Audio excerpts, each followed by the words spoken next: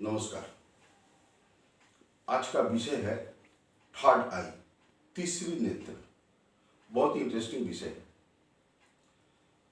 महाभारत में संजय को दिव्य दृष्टि मिला था, वेद व्यास ने उनको दिए थे, और जिससे वो रण प्रांगण में न होते हुए भी वो हस्तिनापुर राज दरबार में बैठकर ही सारे दृश्य को देखे थे और बताए थे। दूसरी तरफ भगवत गीता में भगवान श्री कृष्ण अपने विश्व रूप दिखाते हैं जब अर्जुन को, तो कहते हैं कि हमारे ये विश्व रूप तुम ये दृष्टि से, स्थूल दृष्टि से नहीं देख सकते हो, इसीलिए मैं तुम्हें दिव्य दृष्टि प्रदान करता हूं। तब अर्जुन देख पाए थे। तीसरी तरफ कथित है जो दस्यु रत्नाकर, जो आगे चल के ऋषि वाल्मीकि बने, वो राम के जन्म के 2000 साल पहले रामायण लिख दिए थे और 2000 साल बाद में वही घटना हुआ।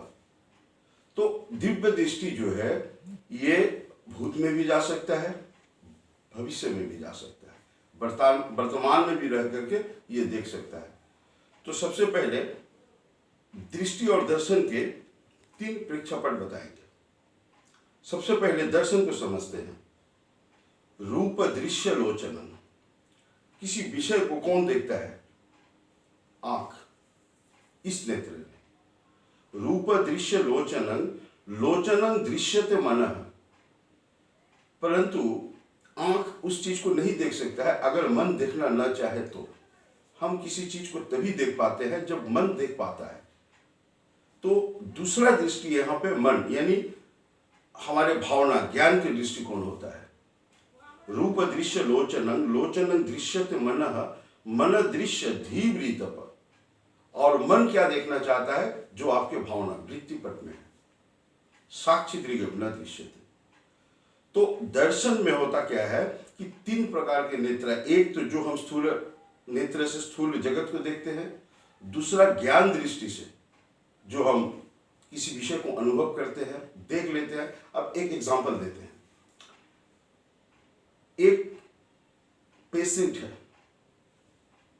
मरीज को साधारण आदमी नहीं समझ पाता है कि उसको प्रॉब्लम कहाँ पे है, पर एक डॉक्टर फौरन समझ पकड़ लेता है कि इसका प्रॉब्लम कहाँ से है, क्योंकि उसके पास वो ज्ञान दृष्टि है जो साधारण मनुष्य के पास नहीं है।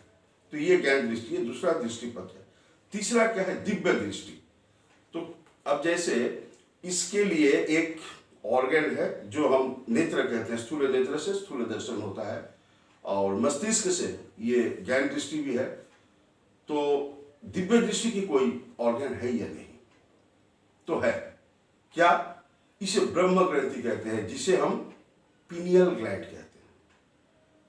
ये कहां पर होता है? ना सेंटर पॉइंट ऑफ ब्रेन।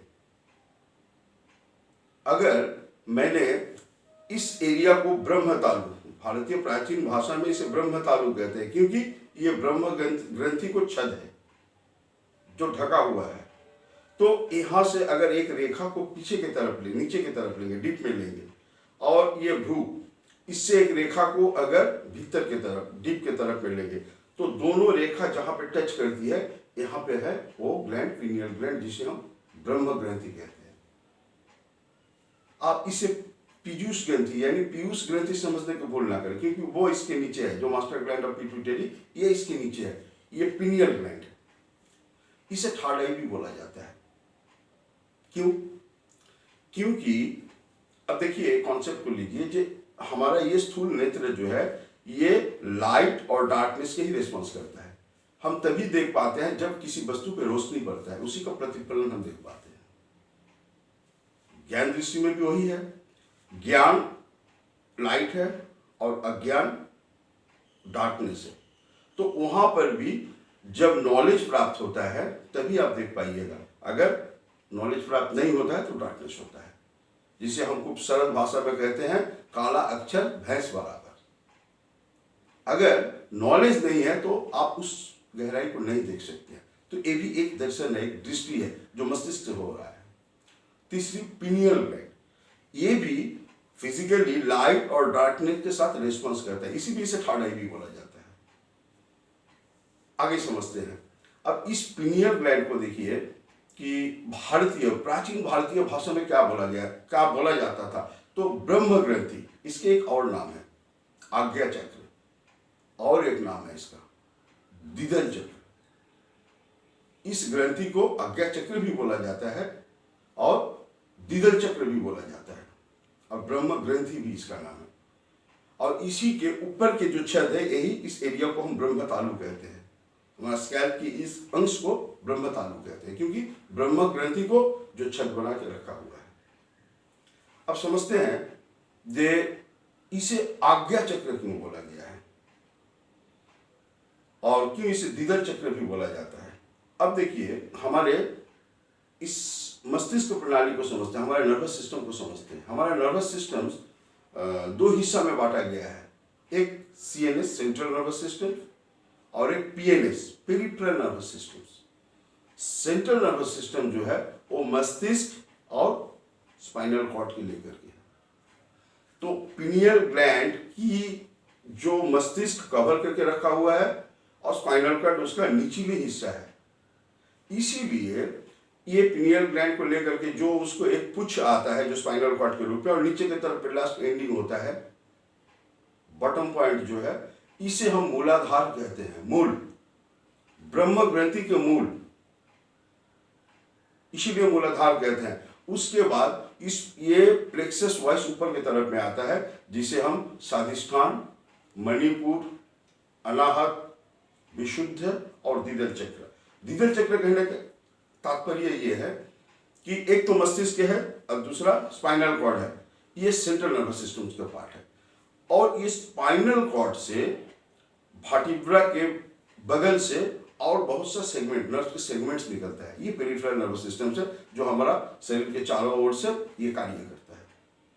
तो पेरिफेरल नर्वस सिस्टम जो है, इसमें से एक और होता है एंटेरिक नर्वस सिस्टम, इंटेस्टाइन, जिसे कोशाधीन होता है, स्वायत्त शासन होता है उसके पास। जिसे मस्तिष्क खुद से ही सब कुछ डिसीजन लेता है, वो भी अपना डिसीजन खुद लेता है। तो इस तरह हमारा शरीर में दो मस्तिष्क माना जाता है, एक ब्रेन और दूसरा आपको इंटेस्टाइन नर्वस सिस्टम्स को, एंटेरिक नर्वस सिस्टम्स को बोला जाता है। तो ये दोनों की जो परिचालना ये ब्रह्म ग्रंथि ही करता है। इस परिचालना के लिए, वो दोनों जगह के परिचालना करने के लिए इसे द्विदल चक्र भी बोला गया है। अब आज्ञा चक्र इसे क्यों कहते हैं? क्योंकि हमारा बॉडी को, और एक इंटरेस्टिंग बात है, इस पिनियल ग्लैंड को जिस तरह थर्ड आई बोला जाता है, उसी तरह इसको बायो क्लॉक भी बोला जाता है। ये इंटरनल बॉडी क्लॉक है। अब जैसे हमारा शरीर में कब कौन सा हार्मोन्स निकलेगा, नहीं निकलेगा, कौन एंजाइम्स निकलेगा, नहीं निकलेगा, कितनी करंट होगी, नहीं होगी, कब कौन सा फंक्शन करना है, नहीं करना है, कब हमें सोना है, कब जागना है, ये सारे रिस्पॉन्सिबिलिटी पिनियल ग्लैंड की है। उसी के आदेश अनुसार होता है, जिसे हम सर्काडियन रिदम कहते हैं।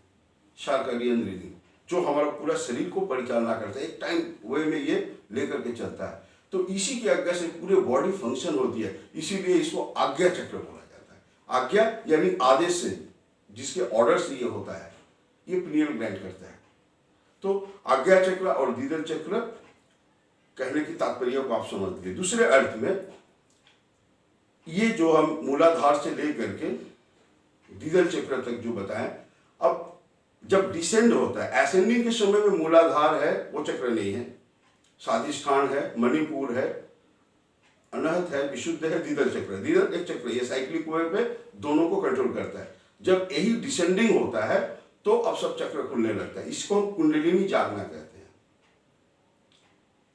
जैसे द्विदल चक्र के बाद अब डिसेंडिंग की ओर जब आता है, नीचे की तरफ में आता है, तो ये विशुद्ध चक्र, अनाहत चक्र, मणिपुर चक्र, स्वाधिष्ठान चक्र, फिर ये मूलाधार चक्र, तब ये जाग जाता है। जब ये सोया रहता है तो सिर्फ एक ही चक्र होता है, द्विदल चक्र या आज्ञा चक्र। जब ये जागता है तो सारे प्लेक्सस खुल जाते हैं, जिसे हम सबको चक्र कहते हैं। अब ये ग्लैंड से एक हार्मोन्स भी निकलता है, जो बनाता है, वो खुद मेक करता है और मतलब उसको सीक्रेट करता है। तो वो है मेलाटोनिन हार्मोन, जो रिस्पॉन्स करता है डार्कनेस। अंधेरा होगा तो ये मेलाटोनिन हार्मोन निकलता है जो हमारे स्लीपिंग मोड्स में लेके चला जाता है बॉडी को, और उस समय भी बॉडी ऑटो फंक्शन करता है। तो अब हमने जो नर्वस सिस्टम को दो पार्ट बोले कि मूल रूप से नर्वस सिस्टम दो पार्ट में बटा हुआ है, एक सिंपैथेटिक, एक पैरासिम्पैथेटिक, एक सेंट्रल नर्वस सिस्टम, एक पेरिफेरल नर्वस सिस्टम। अब ये पेरिफेरल नर्वस सिस्टम के दो हिस्सा में बढ़ता है, एक सिंपैथेटिक, एक पैरासिम्पैथेटिक, एक ऐच्छिक और एक अनैच्छिक। ऐच्छिक यानी जो हमारे मन पे प्रभावित होकर के कार्य करता है, और दूसरा जो मन के प्रभाव के बिना ही कार्य करता है, जिसके कार्य ये ग्रंथि के रिदम से होता है, जिसे हम बायो क्लॉक कहते हैं, इंटरनल क्लॉक कहते हैं। अब आते हैं कि ये नेत्र क्या किसी को खुला हुआ रहता है? इसके एक और, ये बहुत मिस्टीरियस ग्लैंड है, इसके एक और पॉइंट व्यू है कि ये एक ब्रिज बनाता है, creating a bridge between materials world and spiritual world. ये फिजिकल वर्ल्ड स्पिरिचुअल वर्ल्ड के बीच में एक ब्रिज बनाता है, एक कनेक्शन बनाता है, जिससे आप स्पिरिचुअल वर्ल्ड में जा सकते हैं। लेकिन इसके लिए इसे खोलना होता है, इस नेत्र को खोलना होता है। अब ये तीसरी नेत्र अगर खुल जाए तो क्या होता है? तो आप तो देखे हैं कि फ्यूचर में, जब प्राचीन काल में भारत में जो ऋषियों आए थे, मुनियों आए थे, ये लोग कितने शक्ति के अधिकारी थे और कितने भविष्य को समझ लिए थे। भागवत में अंतिम चैप्टर में एक परीक्षित और सुखदेव के संवाद आता है, जहां पे परीक्षित ने सुखदेव से कहते हैं, सुखदेव मुनि से पूछते हैं कि हमारे पश्चात भारत में कब कौन राजा आएंगे और ये भारत की स्थिति क्या होगी इस देश की, आप बताइए। तब वो एक पर एक करीब 50 से भी अधिक राजाओं को नाम लेते हैं, जिसमें चाणक्य की बात भी आती है। उन्होंने कहते हैं कि विष्णु शर्मा नामक एक ब्राह्मण जन्म लेंगे, जिसके कौटिल्य या चाणक्य भी कहा जाएगा, और वो ही इस भारत के सीमा बनाने की योजना में काम करेंगे, जो आगे चल के अशोक बनाए थे। आज हमारे भारत की जो नक्शा देख रहे हैं, ये सम्राट अशोक के समय की नक्शा है। तो इतना, तो ये जो थर्ड आई है, इसको ओपन करने के लिए साधारण रूप से तो हम योगा कहते हैं, बाय मेडिटेशन इसको हम कर सकते हैं, पर प्रोसेस क्या है? क्या इसका कोई मेंशन है? भगवत गीता में भगवान श्री कृष्ण इसका एक बहुत सुंदर मेंशन किए हैं।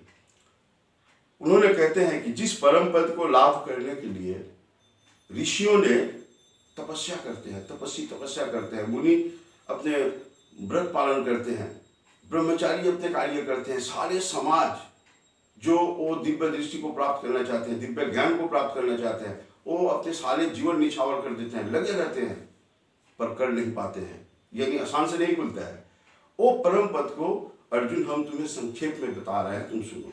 तब वो कहते हैं कि सर्व द्वारादि संयम में, समस्त दरवाजा जो तुम्हारा मन को विचलित करता है, इसे बंद करो, संयम करो। जैसे चक्षु करना, जितने हमारे सेंस ऑर्गन्स है, सेंसेस है, इसको कंट्रोल करने के कह रहे हैं, संयम करो। मनोरीधि निरुद्ध, मन के हृदय के स्थान में निरुद्ध करो। कौन सी हृदय? ये हार्ट नहीं, क्योंकि मान्यता है कि हमारा शरीर 3 शरीर को पेस्टिंग है, एक फिजिकल बॉडी, एक मॉलिक्यूलर बॉडी, एक स्पिरिचुअल बॉडी।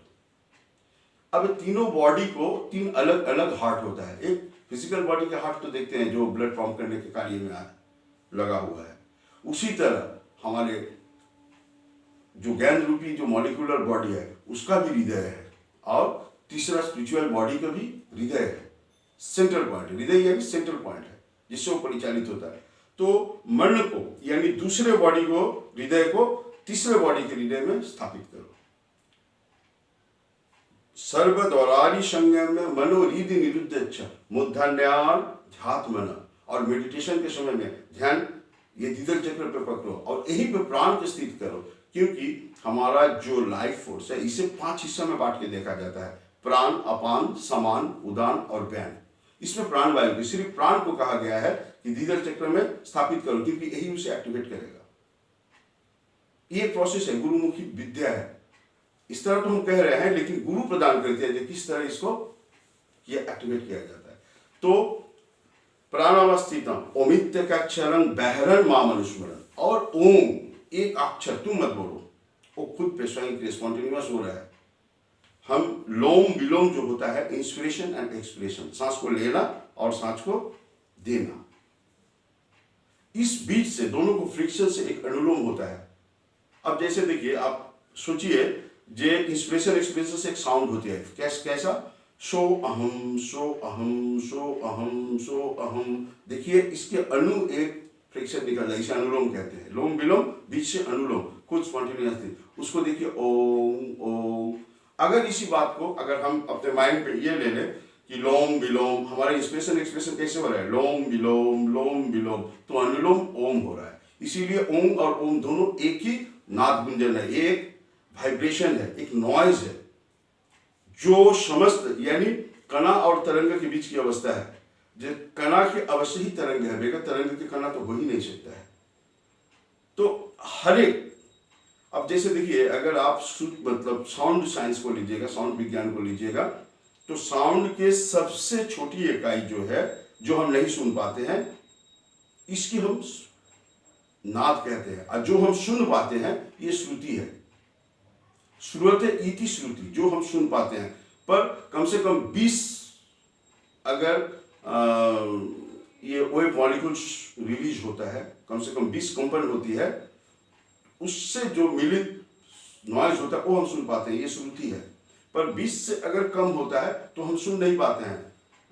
किसी जैसे डॉग्स, ऐसे कुत्ता, ऐसे जानवर सुन लेते हैं, हम नहीं सुन पाते, मनुष्य नहीं सुन पाता है।